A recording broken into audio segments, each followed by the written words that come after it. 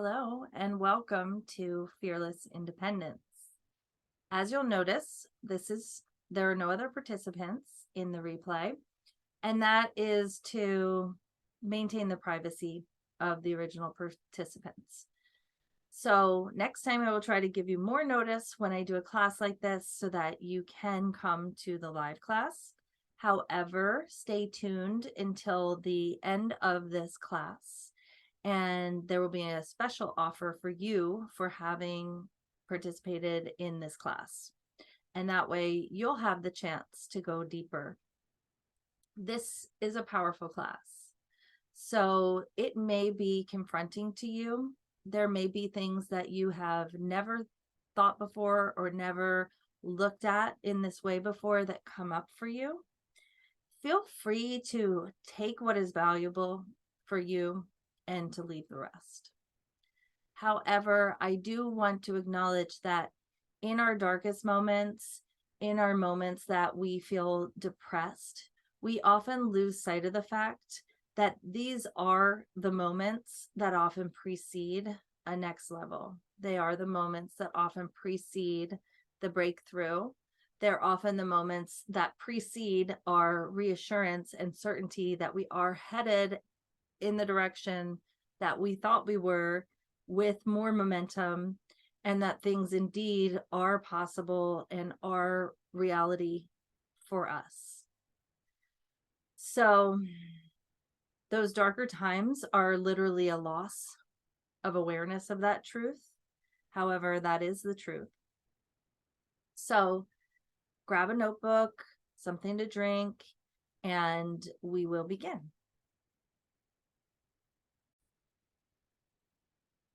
Closing your eyes, taking a deep breath in.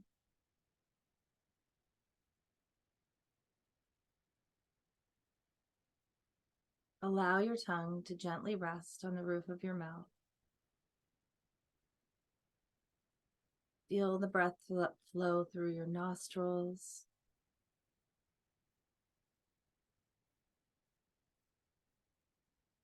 Develop an awareness of your physical body.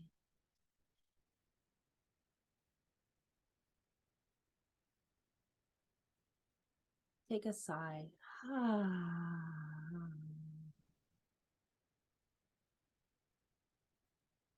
Notice the internal container of your physical body, and notice the space that surrounds you. Internally, you may feel more dense, and externally more light. Allow the energy of the physical container of your body to flow outside of your shell,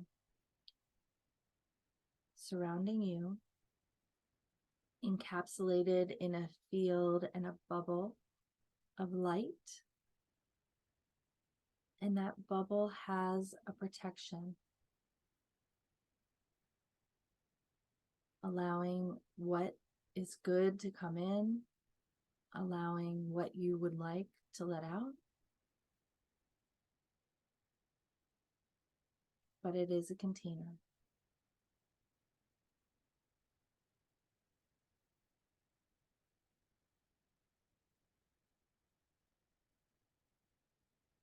Engaging your gaze to the point above and between your eyebrows.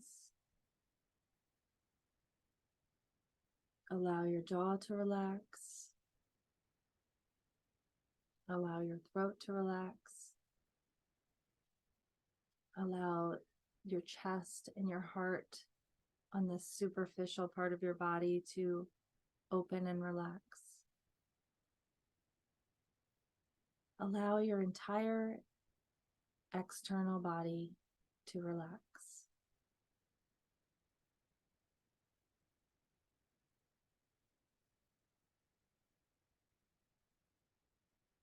Let's breathe in through the nostrils for a count of 3. Hold for 4. And exhale with your mouth for 5, 6, 7, 8, 9, 10. Inhale with your nose, lips shut for 3. Hold for 4. Exhale with your mouth.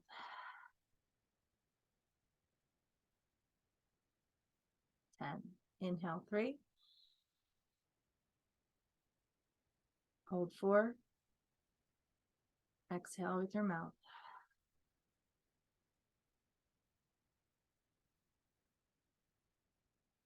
Inhale 3.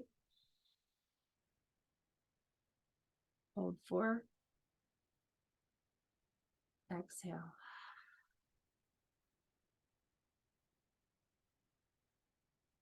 One more time, inhaling. Exhale.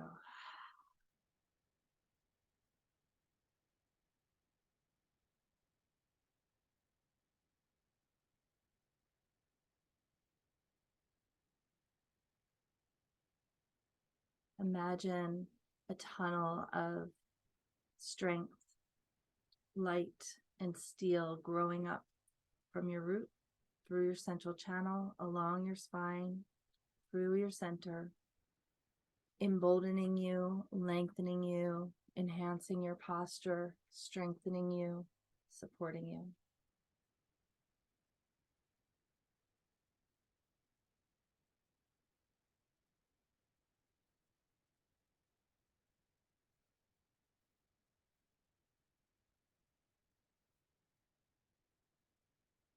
Let your shoulders roll a little bit higher towards your ears. Squeeze down your back. Slide down along your spine. Lengthen that spine. And again, connect your tongue with the roof of your mouth.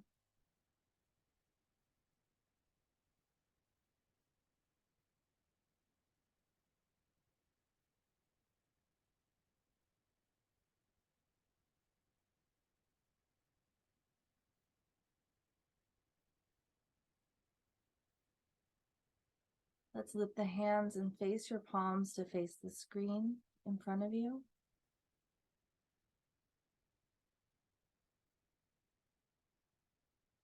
Sharing energy.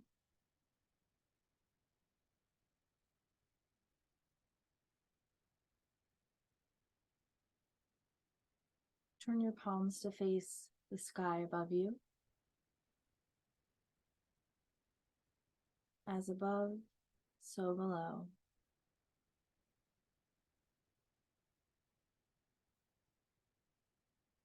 As within, so without. Turning your palms to face the screen again. Growing that shared bubble of love and energy between us all. Receiving that through your palms, arms, and into your heart. Take as much love as you want.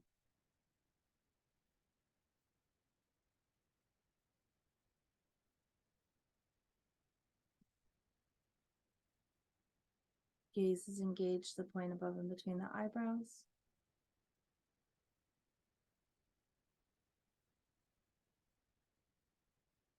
For frequency amplification. And now bring all of that love, gather it, and bring it into your heart by placing your hands onto your heart.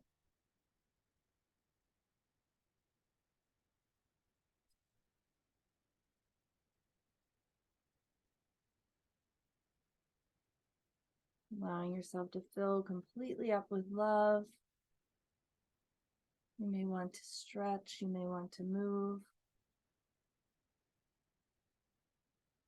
Before you open your eyes, bring your hands to prayer position in front of your heart and start to gently open your eyes where you start to see light even before the eyes are open at all. Just piercing the eyes open, blurry gaze downward, making out your fingers in the floor. Gazing and blinking softly, moving your eyes left to right.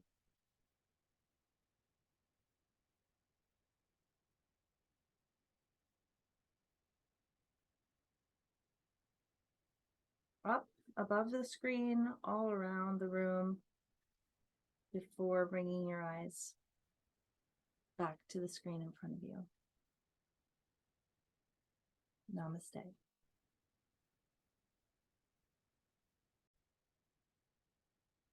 So, fearless independence is about that strength and that safety of self.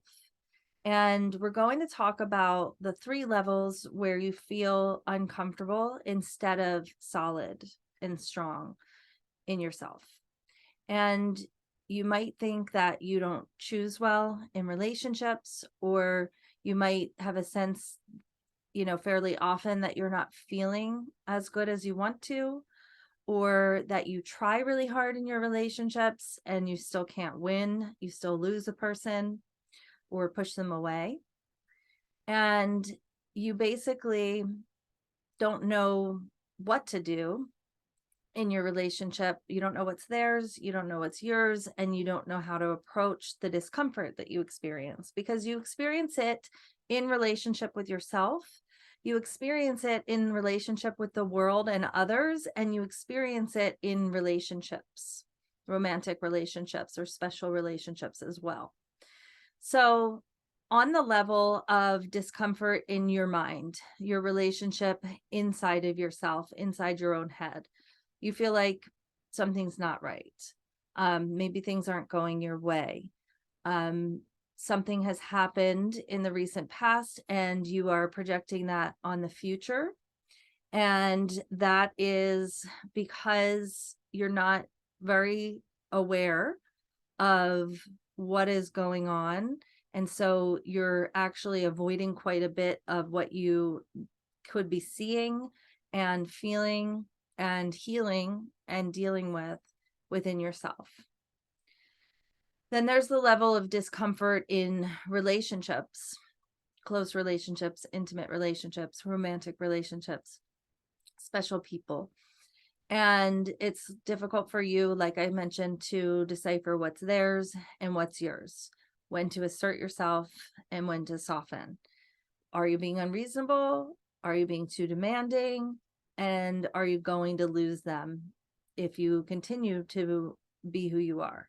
So this sense of discomfort, anxiety, dysregulation that's coming from relationships, that causes you to spend a lot of time fixated on what to do about this relationship, a lot of time fixated on the problems of the relationships, a lot of time fixated on the decision piece of the relationship, and a lot of involuntary fixation is the best word on the relationship, where you would like to set boundaries. You would like to just get on with your day. You would like to not worry about what to say or what to do. You would like to not have to compartmentalize and overthink about the different possibilities of every interaction or every conflict that you're having. And that's not what's happening. So you're not feeling the way that you want to feel in any of these scenarios. Okay, so discomfort in the world, speaking about this problem on that level, is basically that you could get to a feeling good within yourself. You get to a place where you're feeling good within yourself, but the bombardment of the stimulation of the world, of the confrontation, the competition, the competing influences, just options being presented to you, invitations, decisions that you have to make, that all just knocks you off course and off center and sends you running for the hills, or makes, causes so much dysregulation and discomfort that you really start to doubt yourself.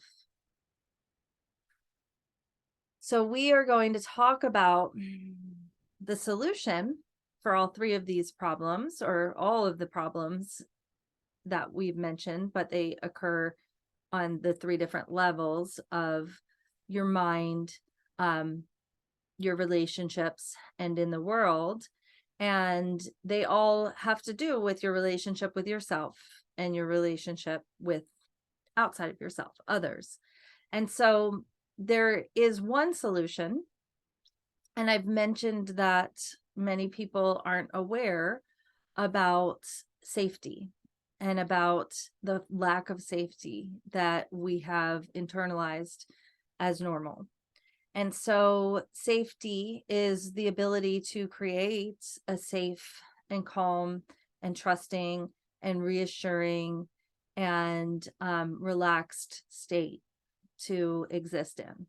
And there are many of us that have learned to assimilate to a state of hypervigilance, of internal chaos, of dysregulation.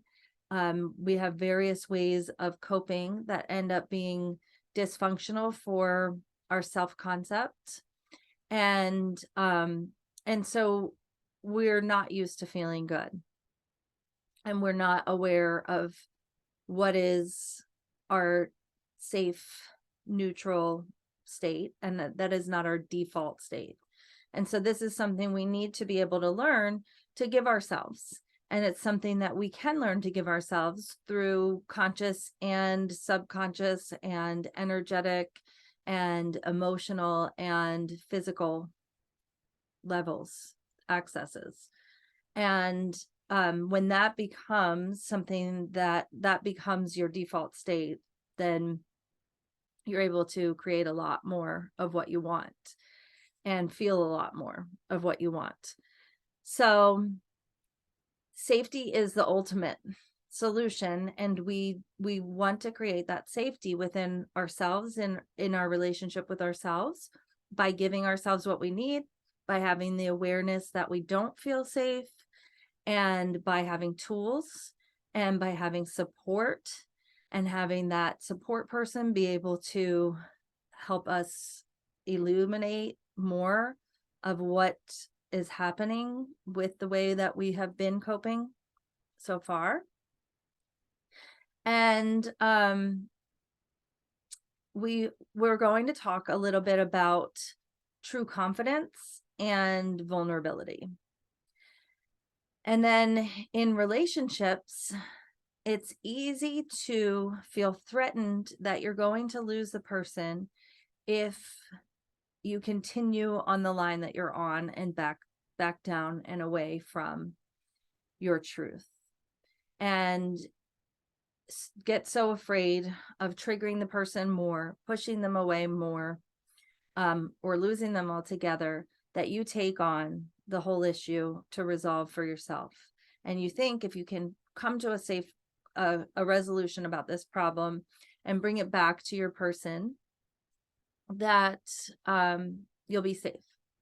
Basically, you create all the safety in the relationship. There is no safety in the actual container of the relationship, and you can easily be with someone who does not agree on the structure or the container of the relationship as a safe space. And we're going to talk about that. We're going to talk about when that's obvious.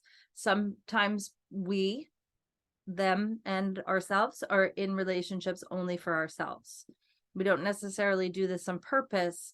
It's that we're not really aware what it takes to have a healthy relationship or to create a safe relationship. And so we are into it because it feels good. And then when it doesn't feel good and we feel threatened, we have childhood ways of reacting to that. And so you can, be in conflict with someone and not be able to get through that conflict without taking it on yourself and burdening yourself more and disempowering yourself and making them the very powerful person in the relationship. And then when you try to talk to them about their behavior, they play the victim, and they say, you're hurting my feelings, you're making me mad, and so you'll get into a very disempowered situation. So we are going to talk about dynamics in relationships like abuse. Abusive relationships have a crazy power imbalance. So I went into a little bit more detail than I meant to there, but the overall general organization of this is that we are looking at how we can create and expect and have standards for safety and health in relationships that serve us. And we are looking at how we are doing that in ourselves.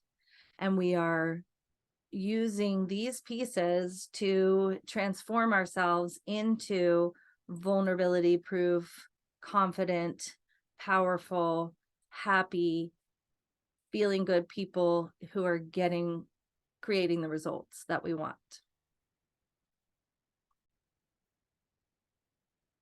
So let's do a little exercise where you think about the fact that we do, and we talked about this a little bit in the meditation, we have a shell. And as human beings, there is a lot of projection on that shell. And we ourselves use that shell to protect our vulnerable parts. And there are parts within us that are that are wounded, that are sensitive, that are vulnerable. I mean, we literally have organs and tissue and blood and, subcutaneous fat. I mean, we have a lot that we want to protect within ourselves. And some of us we're sensitive in different ways, and we need this shell for protection. And there's a lot of projection on this shell, how it's supposed to look, and how it's supposed to seem like we are on the inside. So on your paper, I want you to write down, how do you present yourself to the world? How do you like to appear? If you are sending a message to the world with your appearance, what are you trying to show?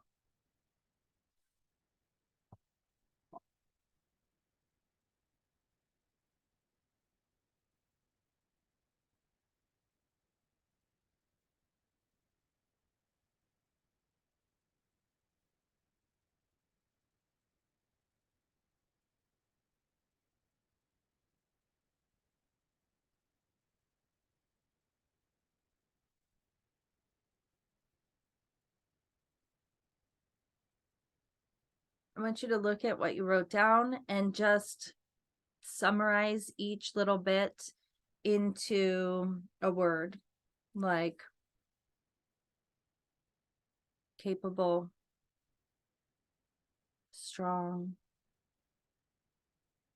confident,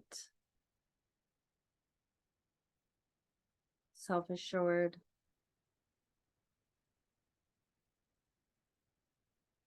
etc.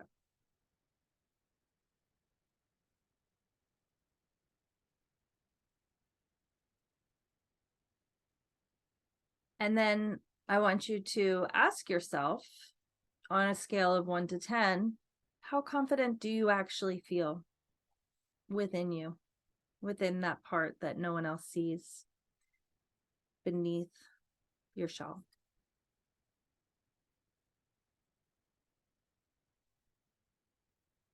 Do that for each one.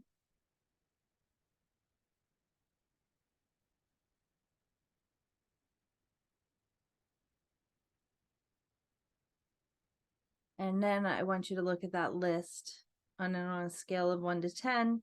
If you put your true confidence within yourself feels like a 4, what is that 6? What is the 4 to the 6? I mean, 4 to the 10. What is that 6 between where you are and a 10?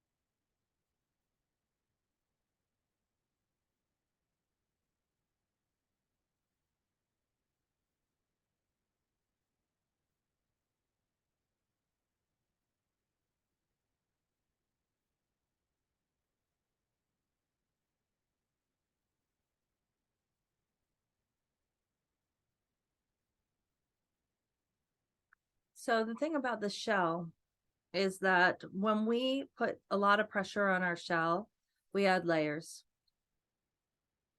And it becomes very difficult for us to connect with other people.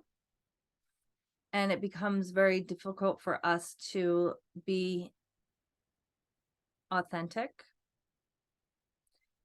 And it actually ends up, in an effort to appear like we're doing better than we are, we end up cutting ourselves off, harming ourselves more. And so fake it till you make it doesn't work.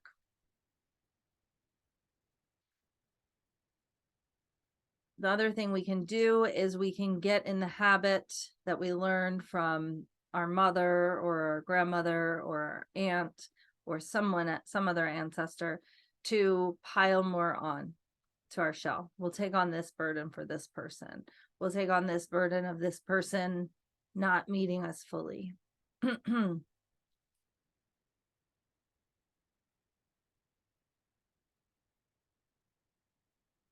It feels easier to just cut yourself off or hide who you are.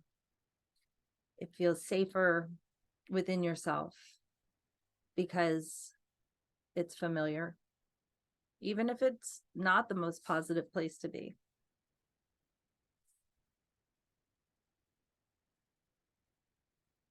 And it's too much to burden our shell because it really is that vulnerable part that's getting more of the burden.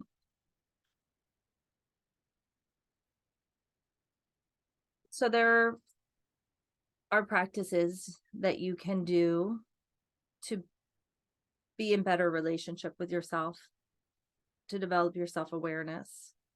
And I'm sure you're aware of some of those. And if you want suggestions for yourself specifically that you haven't already gotten from me, then feel free to just send me an email to reach out, or we can do an individual session, which I will offer you for a huge discount, but we'll talk about that later because you took this class. And, do you know how to soothe yourself?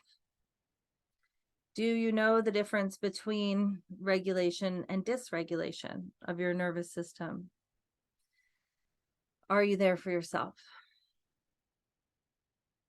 Do you have your own back?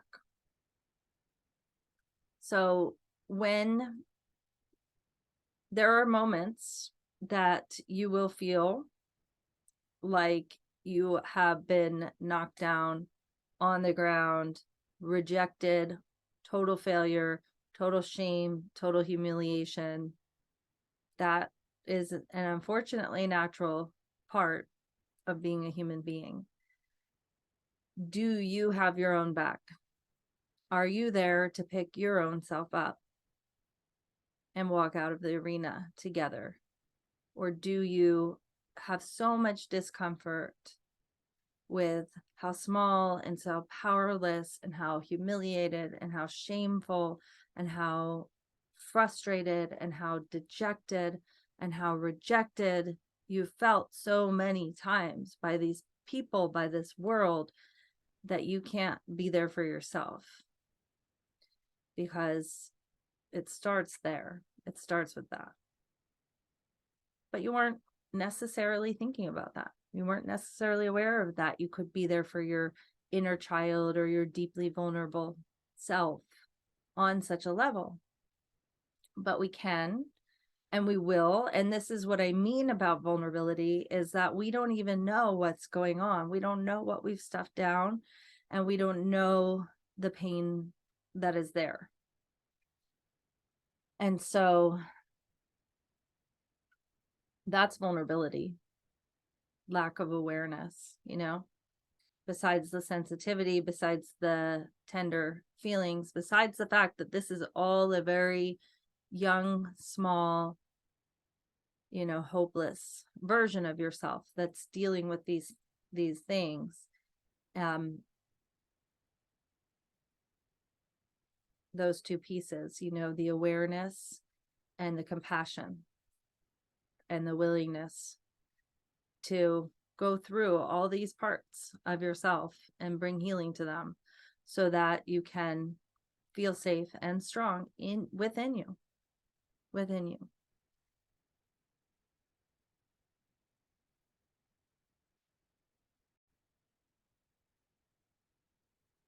So, are you willing to be there for yourself? Are you willing to feel negative emotions? Are you willing to recognize what has come up and how it is causing you to react and feel? Because we will react or express or project or repress when we have an emotional response. And so expression is the only ideal of that, and suppression and is a common one that makes you not feel good in the moment. So I think we are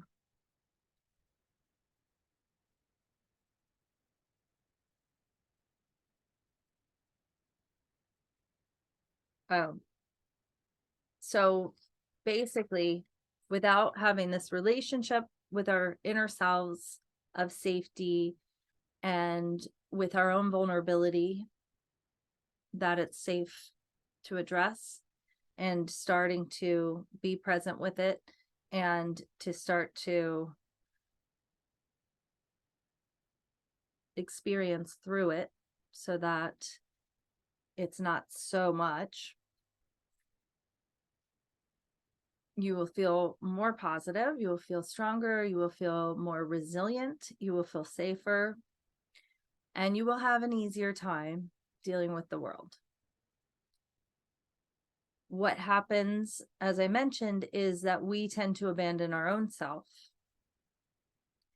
and we tend to lose ourselves by putting more layers on the shell. And so that's what has to happen first. Stop abandoning, stop losing yourself, stop making the situation worse, and then start these practices and this exploration and this healing and this awareness and this releasing of processing out of all this stuff. And through that, not only do you get lighter and stronger and learn what safety is and how to attend to yourself, but you start to develop that courage and that resilience that you can continue to do so. And so we always want to have this relationship with ourselves. Sometimes it's hard. There are seasons where it's harder, and there are seasons when it's easier.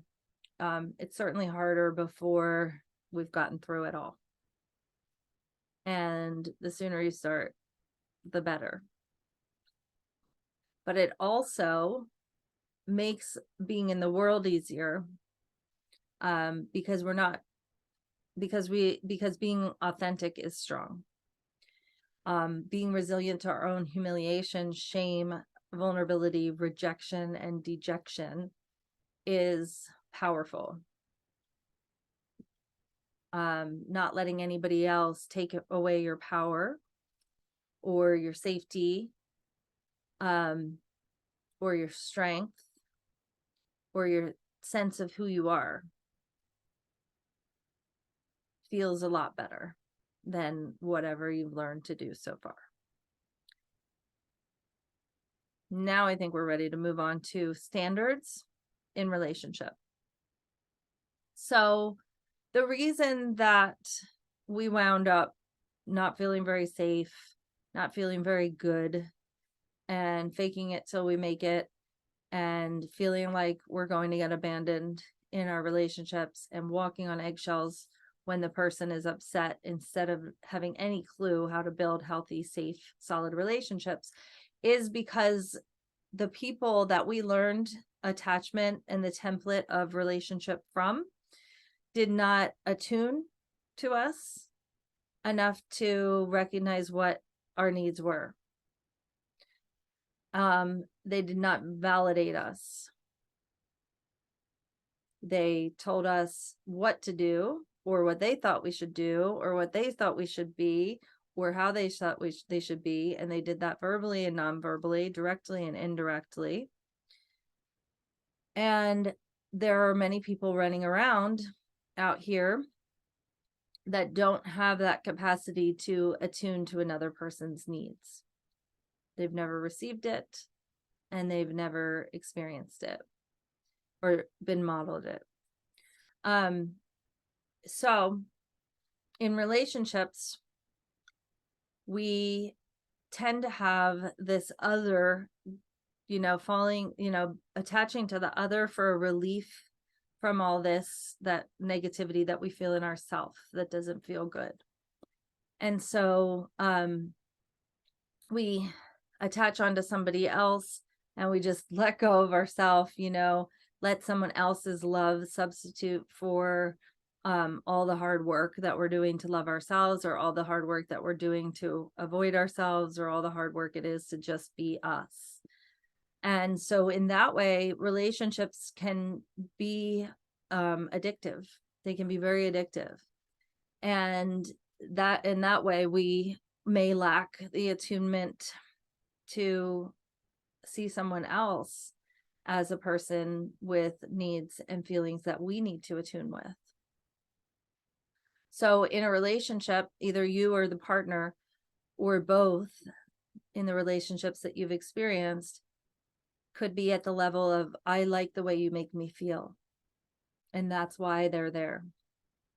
And in a relationship, you need, I like the way you make me feel, and I care about your needs and feelings too. So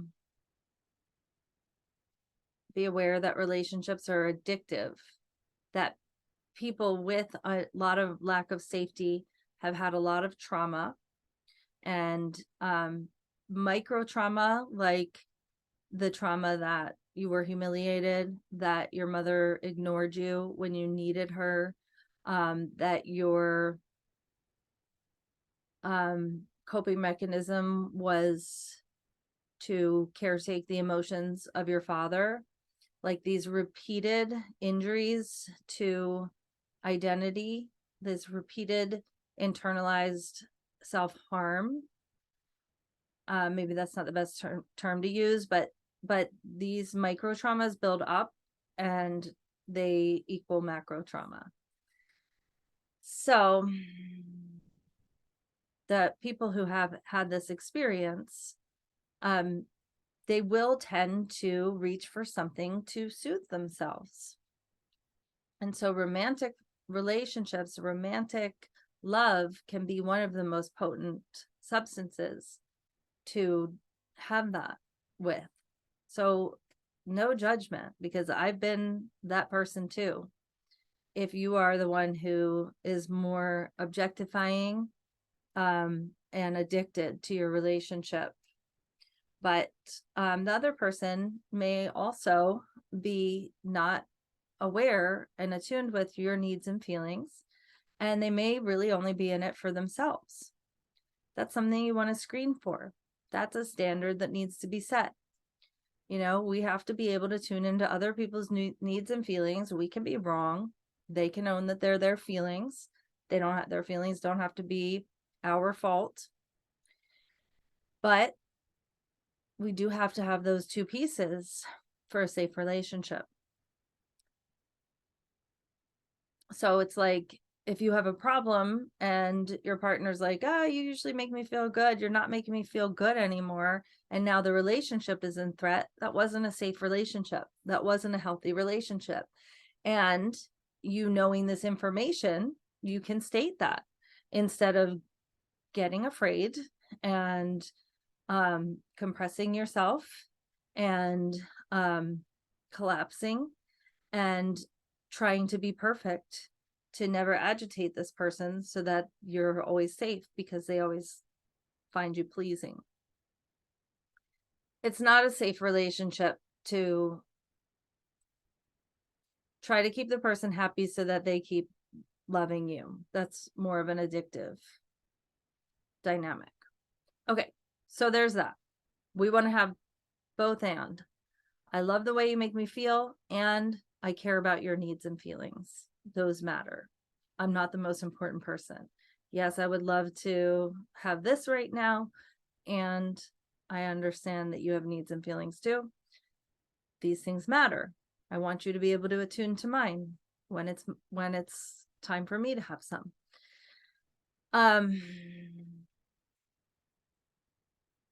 So the second part of relationships that is required, romantic relationships, special relationships, close relationships, intimate relationships, is accountability.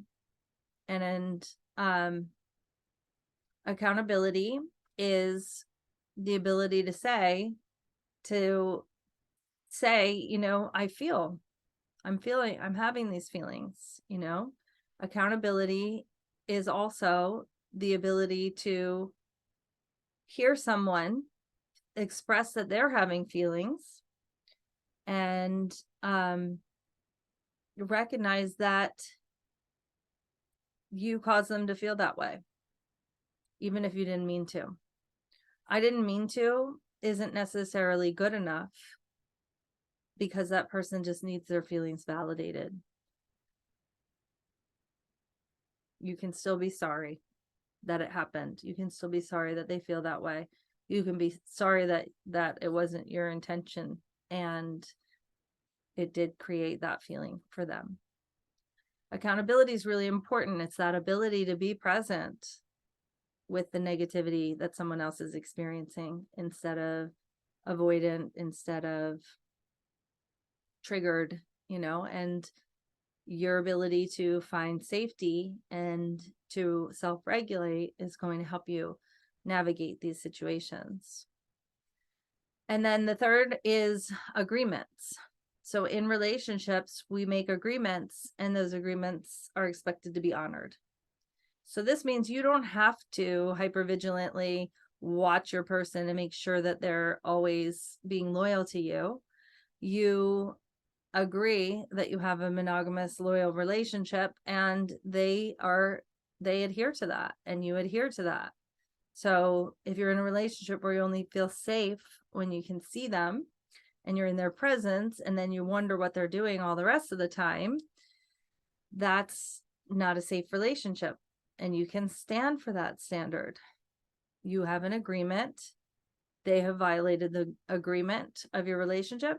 You made plans. They bail. That's not a behavior that you need to keep accepting from a person. And if they say, oh, you're making me feel bad, I don't like being with you anymore, you can stand for that agreement. Where, you know, because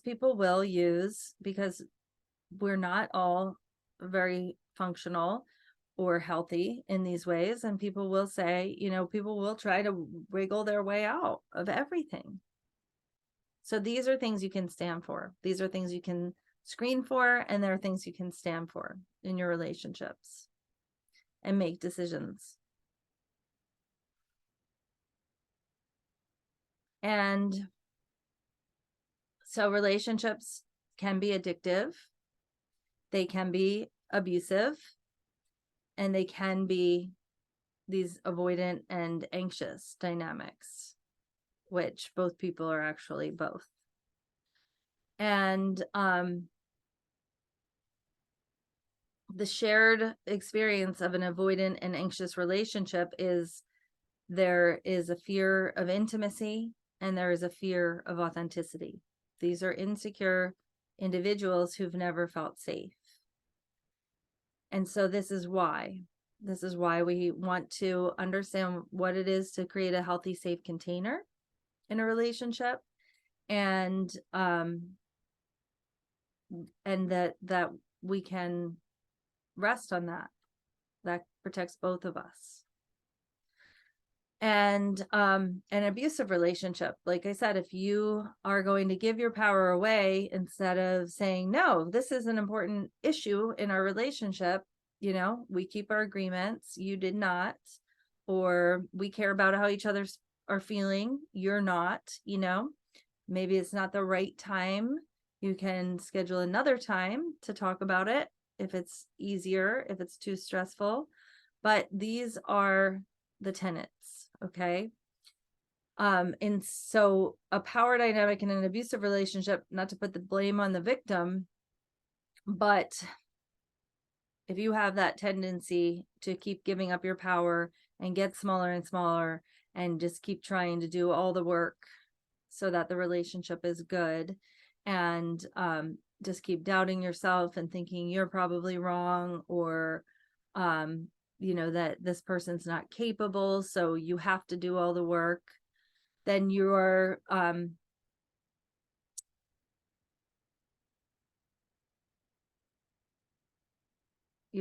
likely target for an abusive relationship. And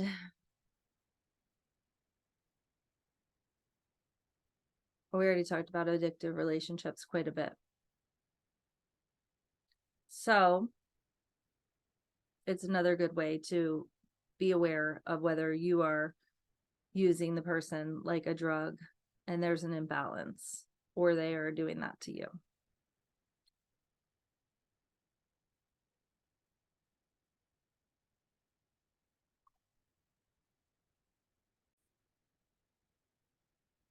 Okay, my loves.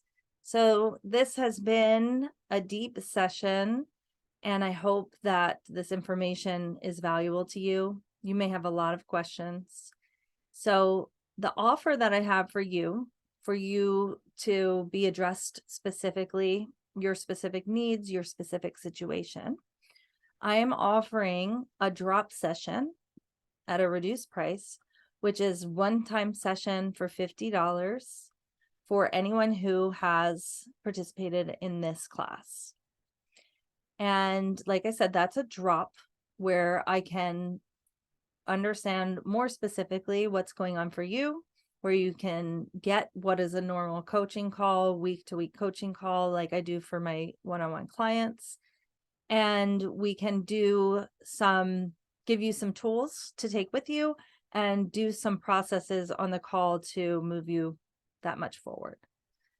If you are interested in more of a drip, more of a repetitive, weekly, almost me on demand type of situation, then we can set up a call.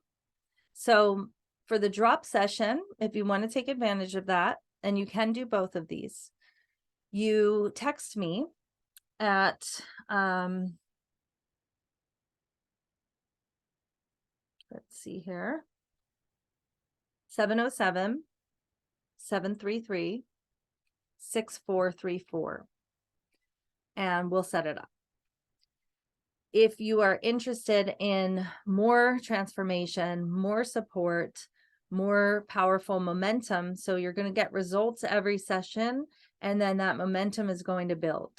So if this is stuff that you haven't addressed, if you tend to have unhealthy relationships, if you're in an unhealthy relationship, or you tend, tend to create them, or you recognize this lack of safety, discomfort with vulnerability, tendency towards deferring to your shell, then this is a free call, and you would go to bit.ly free love session to set it up. And what we'll do is we will look around, we'll have an exploration of what's coming up in your world.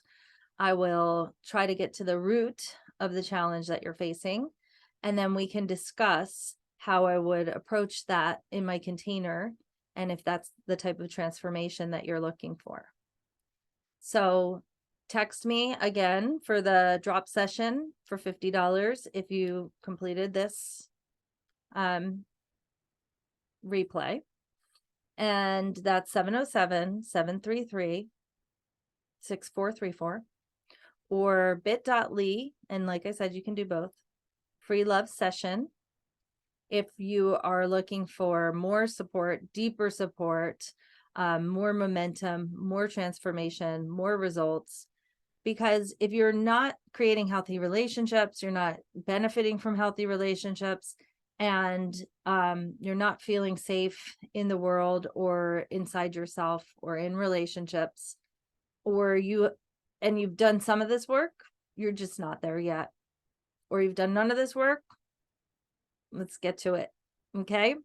So thank you for being here. Feel free to message me, and I look forward to connecting with you deeper and supporting you more if that's what serves you. Namaste.